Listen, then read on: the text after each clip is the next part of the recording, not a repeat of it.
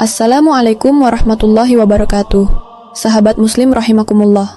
Selamat datang kembali di channel Permata Islam yang membahas seputar kisah islami penuh hikmah.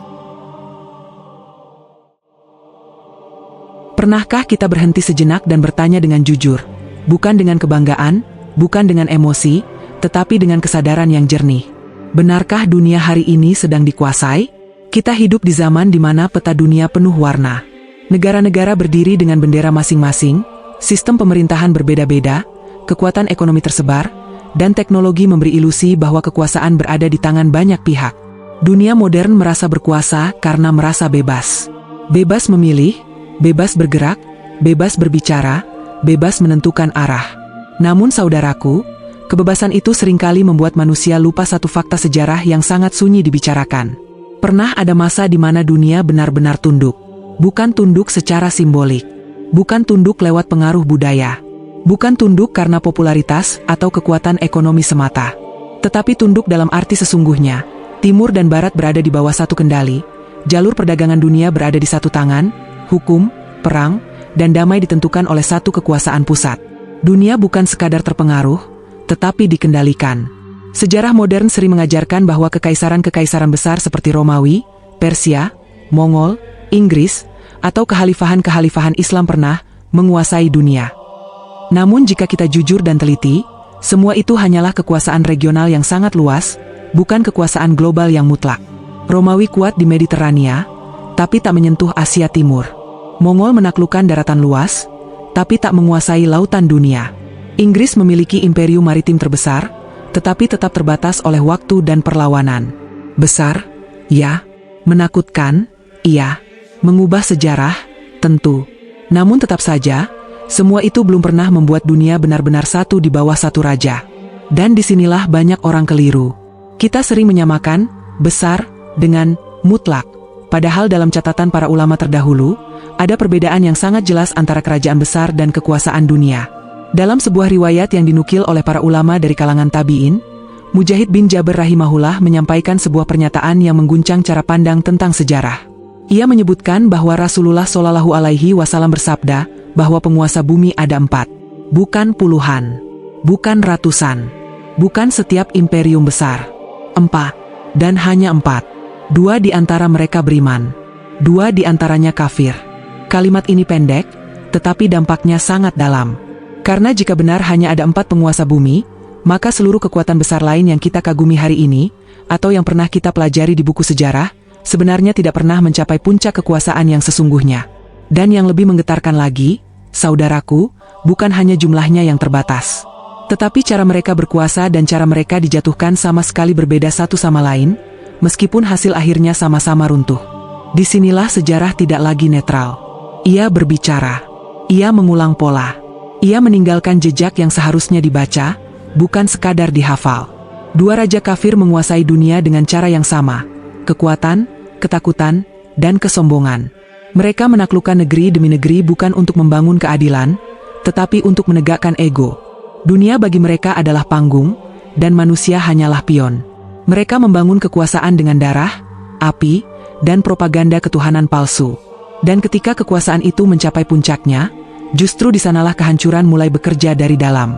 Sebaliknya, 2 raja beriman memegang dunia dengan cara yang sangat asing bagi logika kekuasaan modern. Mereka tidak mengejar dunia, tetapi dunia mendatangi mereka. Mereka tidak memamerkan kekuatan, tetapi kekuatan tunduk karena amanah. Mereka tidak mengklaim keagungan, tetapi justru merendahkan diri di hadapan Tuhan. Kekuasaan bagi mereka bukan bukti kemuliaan, melainkan ujian keimanan. Perbedaan ini bukan sekadar perbedaan karakter pribadi. Ini adalah perbedaan paradigma kekuasaan. Yang satu memandang dunia sebagai tujuan, yang lain memandang dunia sebagai titipan. Dan menariknya, sejarah menunjukkan satu pola yang konsisten. Kekuasaan yang dibangun di atas kesombongan selalu runtuh dengan cara yang menghinakan, sementara kekuasaan yang dijalankan dengan iman selalu ditutup dengan pelajaran besar bagi generasi setelahnya. Tidak ada satupun dari 4 raja ini yang kekuasaannya berakhir secara kebetulan. Tidak ada yang jatuh tanpa pesan. Tidak ada yang runtuh tanpa hikmah. Bahkan cara mereka wafat, cara kerajaan mereka berakhir, dan cara nama mereka dikenang, semuanya membentuk satu rangkaian pola yang rapi, seolah sejarah sedang mengajarkan sesuatu kepada manusia. Namun sayangnya, Manusia modern sering membaca sejarah seperti membaca cerita lama. Menarik, tetapi tidak relevan. Mengagumkan, tetapi terasa jauh. Padahal sejatinya, sejarah kekuasaan dunia bukan cerita masa lalu, ia adalah cermin masa depan. Karena jika kita jujur melihat keadaan hari ini, dunia kembali berada di persimpangan yang sangat mirip. Kekuasaan terpusat secara global, tetapi tidak lagi melalui kerajaan tunggal. Ia tersembunyi dalam sistem, ekonomi, teknologi, dan narasi. Dunia tampak terpecah, tetapi sesungguhnya dikendalikan oleh pola yang sama. Siapa yang menguasai jalur hidup manusia, dialah yang memegang kendali. Dan seperti masa lalu, kekuasaan ini juga memperlihatkan dua wajah. Ada yang dibangun di atas kesombongan dan manipulasi. Ada pula yang menanti keadilan yang belum ditegakkan. Sejarah 4 raja penguasa bumi mengajarkan satu hal yang sangat penting. Kekuasaan dunia tidak pernah berlangsung selamanya. Ia selalu bergerak, selalu berpindah, dan selalu berakhir. Entah dengan kehancuran yang memalukan atau dengan warisan keadilan yang abadi. Tidak ada satupun kekuasaan global yang berhenti tanpa alasan. Dan tidak ada satupun perubahan besar yang datang tanpa pendahulu. Dunia selalu diberi tanda sebelum sebuah fase berakhir. Maka pertanyaannya bukan lagi apakah dunia pernah dikuasai, karena itu sudah terjadi. Pertanyaan yang jauh lebih besar dan lebih berat adalah, jika dunia pernah tunduk pada 4 raja di masa lalu, lalu siapakah yang akan memegang kendali ketika dunia kembali berada di tepi kehancuran, ketika sistem lama runtuh, dan ketika manusia kehilangan arah? Dan ketika pertanyaan itu menggantung di udara, tentang siapa yang memegang kendali saat dunia berada di tepi kehancuran, sejarah seakan menjawabnya dengan membuka kembali lembaran paling gelap dari masa lalu, ketika 2 raja kafir pernah berdiri di puncak kekuasaan dunia dan menjadikan ketakutan sebagai hukum tertinggi. Pada masa itu, dunia bukanlah tempat yang lembut. Tanah-tanah subur direbut dengan pedang, kota-kota dibangun di atas puing, dan kehidupan manusia dinilai dari seberapa bergunanya ia bagi imperium. Tidak ada konsep hak asasi, tidak ada batas moral yang mengikat penguasa, dan tidak ada kekuatan yang berani berdiri di hadapan tahta selain kekuasaan yang lebih besar. Inilah dunia yang melahirkan raja pertama, Nebukadnezar. Babilonia pada masanya bukan sekadar sebuah kerajaan. Ia adalah pusat dunia. Jalur perdagangan dari timur dan barat bertemu di sana. Kekayaan mengalir seperti sungai, tembok-tembok raksasa menjulang seakan menantang langit, dan istana-istana megah berdiri sebagai simbol bahwa manusia mampu membangun surga di bumi dengan tangannya sendiri. Nebukadnezar memahami satu hal yang jarang disadari oleh penguasa lain. Menguasai dunia tidak cukup dengan pedang, dunia harus diyakinkan bahwa perlawanan adalah sia-sia. Militer Babilonia dibangun bukan hanya untuk menang, tetapi untuk menghancurkan harapan. Setiap penaklukan dirancang sebagai pesan. Kota yang melawan tidak sekadar dikalahkan, tetapi dipermalukan. Raja-raja lokal diarak, bangsawan ditawan, dan simbol-simbol peradaban dihancurkan agar generasi setelahnya hanya mengenal satu kekuatan. Teror psikologis menjadi senjata yang lebih mematikan daripada tombak dan panah.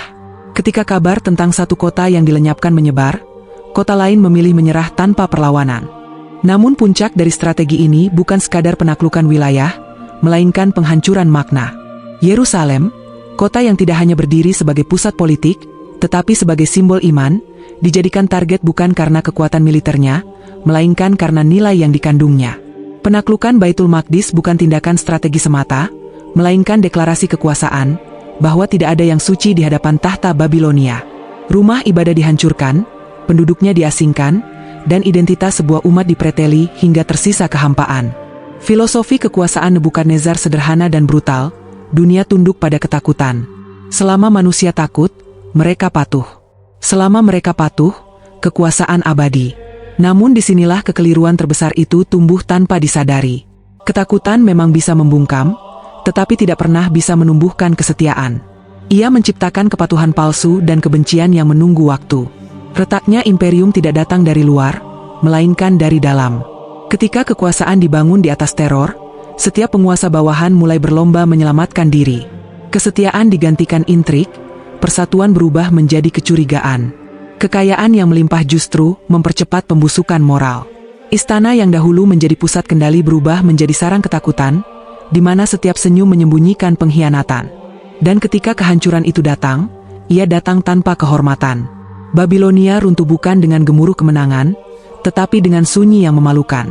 Kekuasaan yang begitu luas tidak mampu menyelamatkan rajanya dari kejatuhan yang telah lama disiapkan oleh kesombongannya sendiri. Dunia yang pernah ditaklukkan tidak berdiri untuk melindunginya. Kekuasaan tanpa keadilan terbukti rapuh, sekeras apapun ia dibangun. Namun Nebukadnezar bukan satu-satunya raja yang menjadikan dunia sebagai alat pemuas kesombongan. Jauh sebelum tembok Babilonia berdiri, pada masa awal peradaban manusia, muncul sosok lain yang kekuasaannya bahkan lebih absolut, yaitu Raja kedua, Namrud. Jika Babilonia adalah puncak peradaban dunia lama, maka kerajaan Namrud adalah fondasinya. Dunia saat itu masih muda, manusia belum tersebar luas, dan kekuasaan terpusat di tangan segelintir orang. Namrud menguasai bukan hanya wilayah, tetapi sumber kehidupan. Militer berada di bawah kendalinya, pangan ditentukan oleh izinnya, dan ekonomi digerakkan sesuai kehendaknya. Siapa yang hidup, siapa yang mati, siapa yang kenyang, siapa yang kelaparan, semuanya dapat diputuskan dari satu tahta. Dari kekuasaan absolut inilah lahir klaim paling berbahaya, ketuhanan. Namrud tidak sekadar mengaku berkuasa, ia menempatkan dirinya sebagai pusat keberadaan. Dunia tidak hanya tunduk padanya, tetapi diminta menyembahnya. Kekuasaan yang tidak dibatasi iman selalu mencari legitimasi tertinggi, dan bagi Namrud, legitimasi itu adalah menantang Tuhan. Namun tantangan itu tidak dihadapi dengan pasukan atau pemberontakan bersenjata. Ia dihadapkan dengan hujjah. Ketika Nabi Ibrahim berdiri di hadapannya, dialog yang terjadi bukan antara dua kekuatan militer, melainkan antara akal yang jernih dan kesombongan yang membutakan. Ketika ditanya tentang siapa yang memberi hidup dan mati, Namrud mencoba memutar makna dengan kekuasaan semu. Ketika diperhadapkan dengan logika yang tak terbantahkan, kesombongan mulai kehilangan pijakan. Kekalahan Namrud bukanlah kekalahan di medan perang. Ia kalah di hadapan kebenaran yang tidak bisa dipatahkan. Dan ketika kekuasaan tidak mampu menundukkan hujjah, kehancuran hanya tinggal menunggu waktu. Akhirnya, raja yang mengklaim diri sebagai Tuhan itu dihancurkan bukan oleh pasukan besar, bukan oleh senjata canggih, melainkan oleh makhluk kecil yang bahkan tidak dianggap layak menjadi ancaman. Kehinaan itu sempurna, karena ia datang dari arah yang tidak pernah diperhitungkan oleh kesombongan. Dua raja ini, Nebukadnezar dan Namrud, sama-sama menguasai dunia dengan cara yang berbeda, namun berangkat dari sumber yang sama, keangkuhan. Keduanya menjadikan kekuasaan sebagai tujuan, bukan amanah. Keduanya membangun tahta di atas ketakutan, bukan keadilan. Dan ketika kekuasaan itu runtuh, dunia yang pernah mereka genggam tidak menawarkan perlindungan apapun.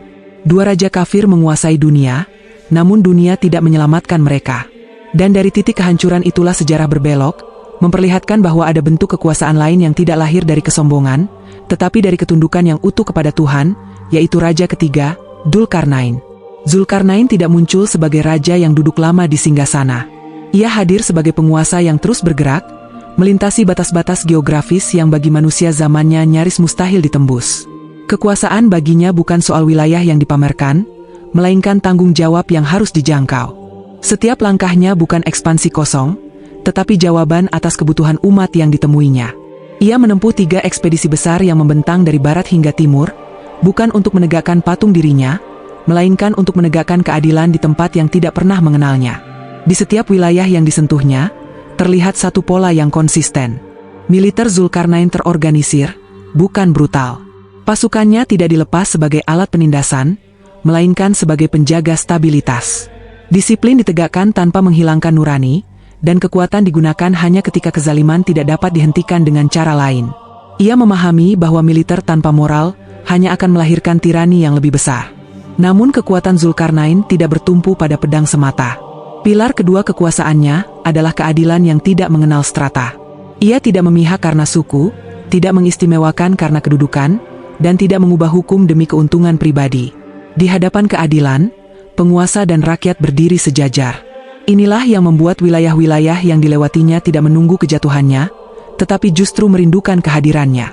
Manajemen pemerintahannya menjadi pilar ketiga yang jarang dibicarakan, namun menentukan. Tidak ada catatan tentang penumpukan kekayaan pribadi, tidak ada kisah tentang korupsi yang disamarkan sebagai hadiah. Sumber daya dikelola untuk kepentingan bersama, dan setiap amanah diawasi dengan ketat. Kekuasaan tidak dijadikan ladang akumulasi, melainkan sarana distribusi. Inilah bentuk kepemimpinan yang membuat kekuatan bertahan tanpa perlu dipaksakan. Pilar keempatnya adalah teknologi peradaban. Dzulkarnain memahami bahwa perlindungan umat tidak selalu berarti peperangan. Ketika suatu kaum hidup dalam ketakutan akibat ancaman Ya'juj dan Ma'juj, ia tidak memanfaatkan penderitaan mereka untuk membangun ketergantungan. Ia justru membangun benteng, bukan sekadar struktur fisik, melainkan simbol bahwa kekuasaan sejati hadir untuk melindungi yang lemah. Logam dicairkan, teknik diterapkan, dan pengetahuan dimanfaatkan untuk menghentikan kerusakan tanpa pertumpahan darah yang sia-sia. Ketika kaum itu menawarkan upeti, Dzulkarnain menolaknya. Penolakan itu bukan gestur simbolik, melainkan pernyataan prinsip. Kekuasaan yang beriman tidak membutuhkan sogokan untuk bekerja. Ia tidak mencari keuntungan dari penderitaan, dan tidak menjadikan rasa aman sebagai komoditas. Yang ia minta hanyalah kerjasama dan kejujuran. Dari sinilah terlihat jelas bahwa baginya, kekuasaan bukan tujuan akhir, melainkan amanah yang suatu hari akan dipertanggungjawabkan. Jika Dzulkarnain menunjukkan wajah kekuasaan yang bergerak di bumi, maka raja keempat yaitu Nabi Sulaiman memperlihatkan dimensi kekuasaan yang melampaui batas-batas yang dikenal manusia. Kerajaannya tidak hanya mencakup wilayah, tetapi juga lintas alam. Manusia, jin, hewan, bahkan angin tunduk dalam satu sistem kepemimpinan yang tidak pernah tercatat sebelumnya dan tidak akan terulang dengan cara yang sama. Kerajaan Nabi Sulaiman adalah yang tercepat, terluas, dan terkuat, namun tidak dibangun di atas ketakutan. Angin menjadi kendaraan, bukan alat pemameran. Jin bekerja di bawah perintah, bukan dalam pemberontakan. Hewan menjadi bagian dari harmoni, bukan korban eksploitasi. Semua bergerak dalam keteraturan karena satu hal, kepemimpinan yang terikat langsung dengan wahyu. Kekuasaan sebesar itu tidak datang tanpa permohonan. Ia lahir dari doa yang dikabulkan Allah, doa yang tidak meminta keabadian, tidak meminta keunggulan untuk kesombongan, tetapi memohon kekuasaan yang tidak akan melalaikan dari ingatan kepada Tuhan. Dan doa itu dijawab dengan satu syarat tak tertulis. Hati harus tetap tunduk meski dunia berada dalam genggaman. Sikap hati Nabi Sulaiman menjadi pembeda paling tajam dengan para raja kafir sebelumnya. Tidak ada klaim ketuhanan, tidak ada ilusi kemandirian. Setiap pencapaian diiringi kesadaran bahwa semua itu ujian. Ketika pasukan bergerak, ia melihat nikmat. Ketika kerajaan meluas, ia melihat tanggung jawab. Kekuasaan tidak pernah membuatnya lupa bahwa di atas tahta tertinggi sekalipun, ada hukum yang tidak bisa ditawar. Dan hukum itu tampak jelas pada akhir hayatnya. Nabi Sulaiman wafat dalam keadaan berdiri, tongkat di tangannya masih menopang jasadnya, sementara seluruh makhluk mengira ia masih hidup dan memerintah. Tidak ada pengumuman, tidak ada upacara, tidak ada simbol keagungan. Kematian datang dengan sunyi, menegaskan bahwa sebesar apapun kekuasaan di dunia, ia tetap tunduk pada satu ketetapan yang sama. Seluruh alam akhirnya mengetahui bahwa raja yang menguasai mereka telah wafat, dan tidak satupun dari kekuasaan itu mampu menunda takdir. Dari peristiwa itu, terpancar satu pesan yang tidak bisa disangkal. Kekuasaan beriman tidak mengikat hati pada dunia, dan dunia tidak mampu menahan jiwa yang telah ditetapkan waktunya. Dua raja beriman menguasai dunia, namun hati mereka tidak dikuasai dunia. Dan dari titik inilah pola besar sejarah mulai tampak dengan semakin terang. Seolah seluruh perjalanan manusia sejak awal memang sedang diarahkan menuju satu peristiwa penentu yang belum terjadi. Jika keempat raja itu diletakkan dalam satu garis waktu, terlihat satu siklus yang berulang tanpa pernah gagal. Dunia dikuasai, lalu dunia rusak. Ketika kerusakan mencapai puncaknya, kehancuran datang sebagai konsekuensi, dan setelah kehancuran itu selalu muncul upaya pembenahan. Nebukadnezar dan Namrud hadir di fase penguasaan dan perusakan. Mereka mengonsolidasikan dunia dengan kekuatan, lalu merobeknya dengan kesombongan. Dzulkarnain dan Nabi Sulaiman muncul sebagai pembenah, bukan dengan menghapus kekuasaan, tetapi dengan menundukkannya pada keadilan dan iman. Pola ini bukan kebetulan sejarah. Ia adalah hukum yang berulang. Setiap kali kekuasaan dunia terkonsentrasi di tangan segelintir manusia, ujian besar selalu menyertainya. Jika kekuasaan itu dipakai untuk menuhankan diri, dunia retak dari dalam. Jika kekuasaan itu dipakai sebagai amanah, dunia diberi jeda untuk bernapas. Namun jeda itu tidak pernah bersifat permanen. Seiring waktu, kesombongan lama selalu menemukan wajah baru. Dunia hari ini berada pada titik yang lebih rapuh daripada masa para raja tersebut. Kerusakan tidak lagi bersifat lokal atau regional. Teknologi menjangkau seluruh bumi. Ekonomi terhubung dalam satu sistem yang membuat penderitaan di satu tempat menggetarkan tempat lain. Militer tidak lagi sekadar pasukan darat, tetapi jaringan senjata yang mampu menghapus kota dalam hitungan menit.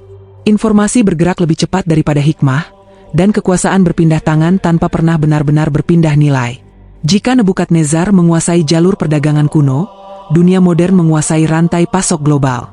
Jika Namrud mengendalikan pangan dan ketakutan, hari ini kendali itu hadir dalam bentuk angka, algoritma, dan ketergantungan sistemik. Dunia tampak lebih maju, namun kerusakannya lebih dalam. Kesombongan tidak lagi diucapkan sebagai klaim ketuhanan, tetapi disamarkan sebagai kemandirian mutlak manusia dari Tuhan. Di titik inilah sejarah tidak sedang mencari raja penakluk baru. Dunia tidak membutuhkan figur yang menguasai wilayah demi wilayah dengan pedang.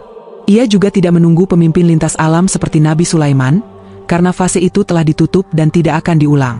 Yang dibutuhkan adalah pemimpin yang hadir tepat sebelum kehancuran total, bukan untuk memperluas kekuasaan, tetapi untuk mengakhirinya. Imam Mahdi menempati posisi yang tidak pernah diisi oleh siapapun sebelumnya. Ia bukan raja dunia dalam pengertian klasik.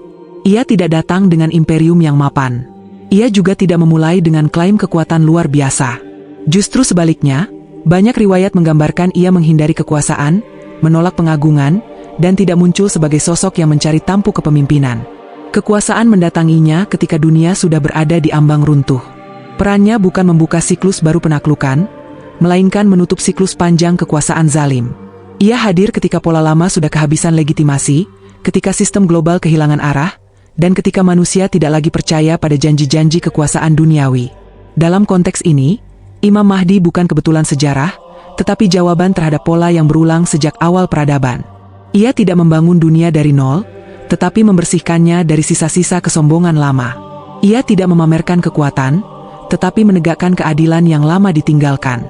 Di tangannya, kekuasaan tidak lagi menjadi simbol superioritas, melainkan alat untuk mengembalikan keseimbangan. Inilah mengapa kehadirannya selalu dikaitkan dengan keadilan global, bukan kejayaan satu bangsa atau satu wilayah. Perbandingan halus namun menentukan terlihat di sini. Mahdi palsu selalu tampil dengan satu ciri yang sama, ambisi mendahului amanah. Mereka mengejar pengaruh, memanfaatkan ketakutan, dan menjanjikan keselamatan dengan syarat ketaatan mutlak pada diri mereka. Imam Mahdi justru dikenal karena keengganannya. Ia tidak memikat dengan sensasi, tidak mengumpulkan pengikut dengan janji dunia, dan tidak menjadikan dirinya pusat kultus.